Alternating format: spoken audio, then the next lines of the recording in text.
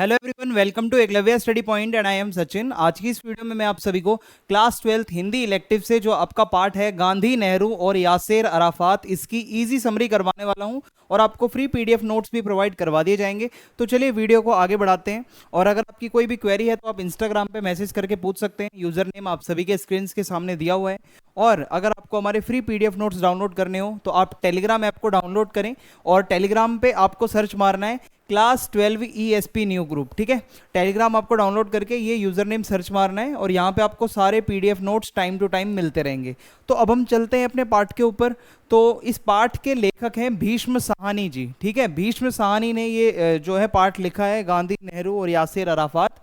तो इसके अंदर क्या बताया गया है, भीष्म साहनी जी द्वारा रचित ये जो संस्मरण है, संस्मरण मतलब ये इनके साथ कुछ हुआ होगा उसको ये याद कर रहे हैं। ठीक है, और वो उसकी याद में ये पाठ लिखा है।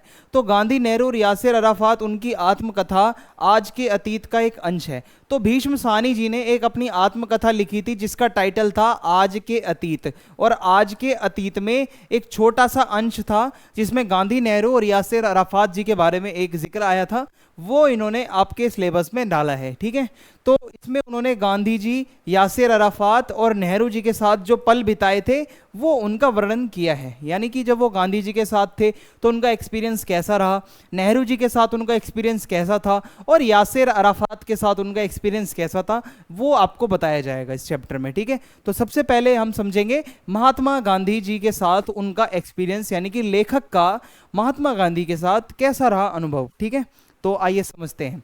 तो उसके बाद हम देखेंगे नेहरू जी के साथ कैसा अनुभव था। देन ये जो आपके बैकग्राउंड में आपको नजर आ रहे हैं ये यासेर अराफात जी हैं। ठीक है, तो सेवाग्राम से ये कहानी स्टार्ट होती है। लेखक जो है भीष्म साहनी 1938 में सेवाग्राम गया। ठीक है, और लेखक के भाई बलराज साहनी सेवाग्राम में रहते थे। सेवाग्राम नाम से कोई गांव है, वहां पर भीष्म साहनी जी के जो भाई हैं बलराज साहनी वो वहां पर रहा करते थे और लेखक उनके पास रहने कुछ दिन के लिए गया था। सिंपल सी बात है भाई, भीष्म साहनी जी अपने भाई के घर कुछ टाइम के लिए रहने के लिए गए थे गांव में। तो भाई बलराज ने उसे बताया कि गांधी जी प्रातः भ्रमण के लिए प्रतिदिन उसके क्वार्टर के सामने से जाते हैं। यानी कि जो भाई बलराज था वो कहता है कि सेवाग्राम के अंदर गांधी जी का आश्रम है और हमारे क्वार्टर के सामने सुबह सुबह गांधी जी जॉगिंग करने या आप समझ लो वॉक, मॉर्निंग वॉक के लिए जाते हैं। तो अगर तुम चाहो तो सुबह के टाइम उन्हें देख सकते हो। तो लेखक गांधी जी के साक्षात दर्शन करने के लिए बेहद उत्साहित था।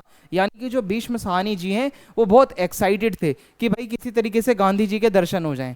तो ये आपके बैकग्राउंड में आपको दिख रहा होगा, ये सेवाग्राम जो है रेलवे स्टेशन है। ठीक है, आपको नजर आ रहा होगा सेवाग्राम। तो यहीं पर गांधी जी जो है वो रहा करते थे, मतलब कुछ टाइम के लिए। तो गांधी जी से मुलाकात कैसे हुई वो हम समझते हैं। अगले दिन सुबह की सैर के दौरान वह गांधी जी से मिला। यानी कि भीष्म साहनी जो है वो गांधी जी से मिले मॉर्निंग वॉक के टाइम पे, और गांधी जी को पहली बार देखकर वो बहुत ज़्यादा रोमांचित हो उठे। यानी कि भाई एक्साइटमेंट हो गई, गांधी जी का नाम था बहुत बड़ा, तो गांधी जी से मिलकर बहुत एक्साइटमेंट हुई और गांधी जी के साथ चलने का उनका पहला अनुभव काफ़ी अच्छा रहा। यानी कि लेखक का पहला एक्सपीरियंस काफ़ी अच्छा था गांधी जी के साथ जो उन्होंने टाइम स्पेंड करा। फिर उसके बाद आगे आता है कि इस महान व्यक्ति को देखकर लेखक प्रसन्न हो उठा। ठीक है, गांधी जी को देखकर लेखक बहुत ज्यादा अंदर से खुश हो गए और उसने गांधी जी के चित्रों में जिस रूप में उन्हें देखा था वे वास्तविक रूप में भी बिल्कुल वैसे ही दिखते थे। यानी कि आज तक तो लेखक ने गांधी को बस फोटो में देखा था गांधी जी को, आज जब उन्होंने साक्षात अपनी आंखों के सामने देखा तो बहुत प्रसन्नता हुई, बहुत ज्यादा उनको अच्छा फील हुआ अंदर से। फिर क्या है आगे समझते हैं। उन्होंने बड़े प्रेम से लेखक से बात करी एवं वे बहुत धीमी आवाज से बात करते थे। यानी कि गांधी जी के बात करने का तरीका ऐसा था, बहुत शांति प्रिय थे वो और आवाज उनकी बहुत धीमी रहती थी। तो और वो हमेशा हंसकर बात करते थे, है ना, एक स्माइल रहती थी। आप नोट भी खोल के देखो, नोट देखोगे ना इंडियन करेंसी का, उसमें भी एक स्माइल रहती है गांधी जी के फेस पे। यानी कि स्माइल तो थी भाई। तो लेखक लगभग 3 सप्ताह तक सेवाग्राम में रहा। सेवाग्राम नाम के गांव में जो लेखक भीष्म साहनी है उन्होंने 3 हफ्ते का टाइम स्पेंड करा। यहाँ उसे अनेक मतलब यहाँ पे जाने माने व्यक्तित्व देखने को मिले। यानी कि कुछ और भी बड़े बड़े ऐसी पर्सनैलिटीज थी जो उन्होंने वहाँ देखी, जैसे पृथ्वी सिंह आज़ाद, मीराबेन, खान अब्दुल गफ्फार खान और राजेंद्र बाबू। ये सभी लोगों से वो वहाँ पर मिल रहे थे। जो लेखक था भीष्म साहनी इन सभी से मिला। फिर यहाँ पे रोगी बालक का जिक्र आता है। रोगी यानी कि बीमार। तो बीमार एक बच्चा था उसका एक यहाँ पे जिक्र किया है भीष्म साहनी ने। आश्रम के बाहर सड़क के किनारे एक खोखे में एक 15 वर्ष बालक जोर जोर से हाथ पैर पटक रहा था। यानी कि आश्रम के सामने एक खोखा था झोपड़पट्टी टाइप का, उसके अंदर 15 साल का एक बालक बिलक बिलक के रो रहा था, बहुत ज्यादा परेशान था, हाथ पैर पटक रहा था अपने, और चिल्ला चिल्ला कर कह रहा था बापू बापू बापू, यानी कि बापू को बुलाओ, यानी कि गांधी जी को वो आवाज लगा रहा था। अब ऐसा क्यों हो रहा था ये हम समझते हैं।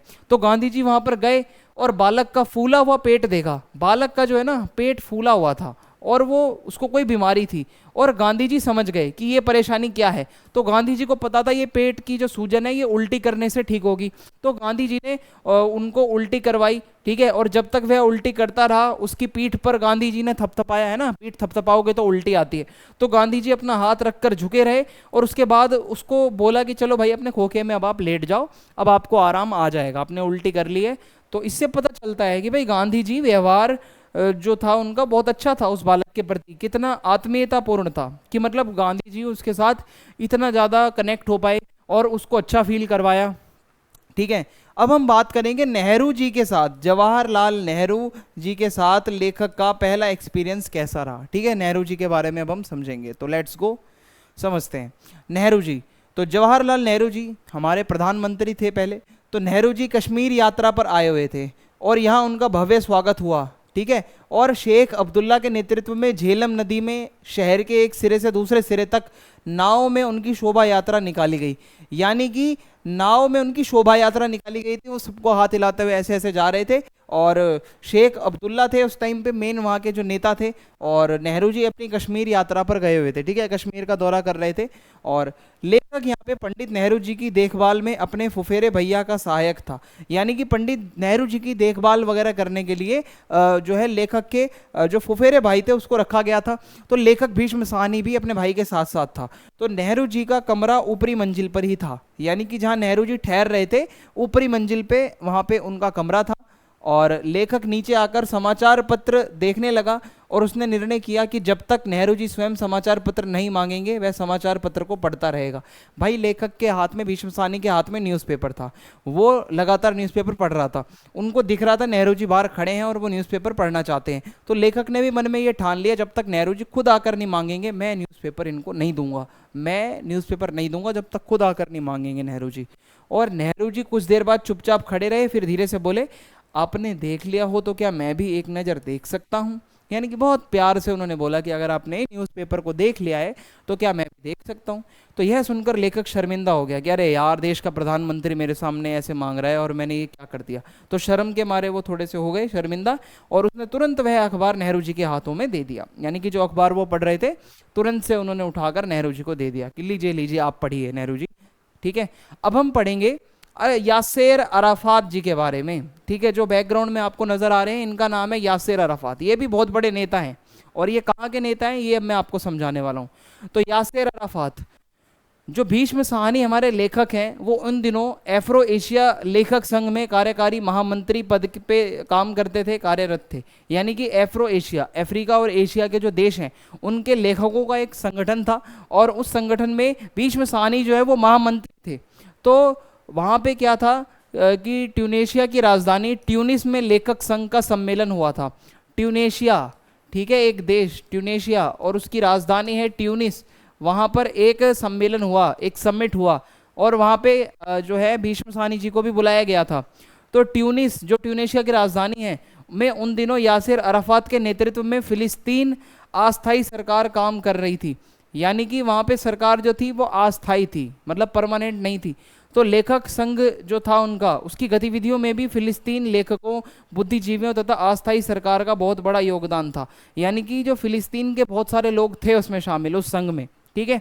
अब हम आगे समझते हैं। देखो ये अफ्रीका जो महाद्वीप है, ठीक है, इसका जो उत्तरी अफ्रीका महाद्वीप का जो उत्तरी पार्ट है ना, यहाँ पे ट्यूनेशिया आता है, ठीक है। जो आपका भूमध्य सागर है उसके जस्ट नीचे आपको ट्यूनेशिया देखने को मिलेगा और इसकी राजधानी ट्यूनिस इसके उत्तर में है, ठीक है। आई होप आप समझ रहे होंगे यहाँ से। और अब हम आगे बढ़ते हैं, ठीक है। तो ट्यूनेशिया की कहानी चल रही है, यासिर अराफात उसी साइड के हैं। तो अराफात जो थे, यासिर अराफात, वो भारतीय नेताओं के निकट संपर्क में थे। यानी कि जो यासिर अराफात हैं वो भारत के नेताओं के साथ भी कोऑर्डिनेट करके रखते थे और गांधी जी की प्रसिद्ध अंतर्राष्ट्रीय स्तर पर मतलब उनकी पॉपुलैरिटी, प्रसिद्धि, popularity, Gandhi ji world level पर पॉपुलर थे। तो जो यासिर अराफात है वो भी गांधी जी को बहुत अच्छे से जानते थे। तो क्योंकि भाई गांधी जी सत्य के लिए जाने जाते थे, अहिंसा के लिए जाने जाते थे, सत्याग्रह के लिए जाने जाते थे, अपने आंदोलनों के लिए जाने जाते थे, ठीक है। तो इस वजह से जो उनकी सफलता थी, कैसे उन्होंने ब्रिटिश राज को यहाँ से भगाया, ये सब चीज़ें सबने वर्ल्ड में सुनी हुई थी। तो पूरे विश्व में गांधी जी की एक रिस्पेक्ट थी, एक सम्मान की दृष्टि से उनको देखा जाता था। तो यासिर अराफात भी बहुत ज़्यादा उनका सम्मान करते थे गांधी जी का, ठीक है। अब अगर हम आगे बढ़े यहाँ पे, तो यासिर अराफात भी अहिंसक आंदोलन के द्वारा फिलिस्तीनियों को उनकी मातृभूमि दिलाना चाहते थे। भारतीय नेताओं का समर्थन एवं सहानुभूति उन्हें प्राप्त थी। यानी कि ये जो फिलिस्तीन इजराइल आज भी ये पंगा चल रहा है, तो उस टाइम पे भी यासिर अराफात चाहते थे जो भूमि इजराइल वगैरह ने छीनी है या जो भी हुआ है उनका जो मैटर है उसमें उनको उनकी ज़मीन मिल जाए, ये मतलब चाहते थे कि भाई यासिर अराफात जो है उसके अगेंस्ट खड़े हुए थे कि हाँ फिलिस्तीनियों को उनका हक दिलवाना है, ये ऐसा था उनका। और ये गांधी जी को अपना आइडल मानते थे कि जैसे गांधी जी ने अंग्रेजों से मतलब आज़ादी दिलवाई, तो उसी तरीके से ये भी चाहते थे कि भाई हम भी इसको आज़ाद करें।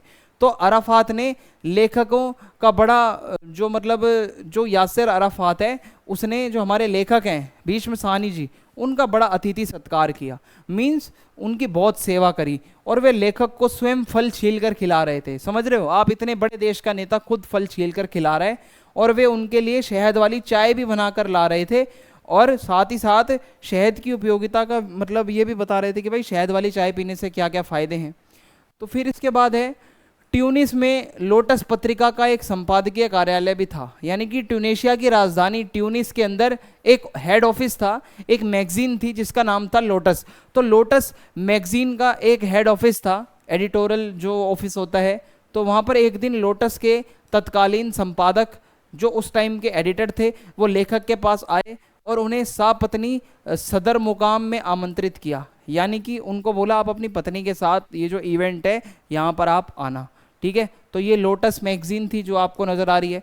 तो मतलब समझने का ये है इसमें कि कैसे यासिर अराफात जी ने अपना अतिथि सत्कार किया था, वो आपको बता देना है। नेहरू जी वाले मैटर में आपको बता देना है वो कितने शांत स्वभाव के थे, न्यूज़पेपर वगैरह भी नहीं उन्होंने मांगा था। गांधी जी वाले विषय में आता है तो रोगी बालक वाला क्वेश्चन आता है, ठीक है। तो यहाँ तक आपको समझ आ गया होगा। तो जब लेखक अपनी पत्नी के साथ वहां पहुंचे तो यासिर अराफात अपने एक दो साथियों के साथ बाहर आए और उन्हें आदर सहित अंदर ले गए, है ना। जहां उनको इनवाइट किया गया था वहां पर वो लेखक भीष्म साहनी अपनी पत्नी के साथ गए और यासिर अराफात वहां पर भी आए और उनको बिल्कुल आदर सम्मान के साथ वहां पे अंदर वो ले गए। बातचीत के दौरान गांधी जी का भी जिक्र हुआ और यासिर अराफात बोले कि वे आपके ही नहीं हमारे भी नेता हैं। यानी कि गांधी जी सिर्फ भारत के नहीं, भीष्म साहनी जी हमारे भी नेता हैं और उतने ही आदरणीय हैं जितने आपके लिए हैं। जितने आप उनका आदर करते हो हम भी उनका उतना ही आदर करते हैं। तो भोजन के समय लेखक जब हाथ धोने गए तो उस समय बड़ी झेप महसूस हुई जब उन्होंने देखा कि यासिर अराफात गुसल खाने के बाहर तौलिया लिए खड़े हुए हैं। भाई इतना अतिथि सत्कार, देश का इतना बड़ा नेता गुसल खाने के बाहर, बाथरूम के बाहर तौलिया लिए खड़ा है कि आइए आइए आप अपना हाथ साफ करिए। तो इतना ज़्यादा अतिथि सत्कार मिला। तो उनका अतिथि प्रेम जो था ये दिल छू लेने वाला था। जो वो अपने गेस्ट को जिस तरीके से होस्ट कर रहे थे वो भाई मानना पड़ेगा, काबिल तारीफ था। तो इसी के साथ ये पार्ट हमारा यहाँ पे समाप्त होता है। आप चैनल को सब्सक्राइब करें, वीडियो को लाइक करें और अपना फीडबैक कमेंट बॉक्स में लिख सकते हैं। वीडियो को ज़्यादा से ज़्यादा अपने दोस्तों के साथ में आप शेयर कर सकते हैं। जय हिंद, जय भारत। मिलते हैं नेक्स्ट वीडियो में।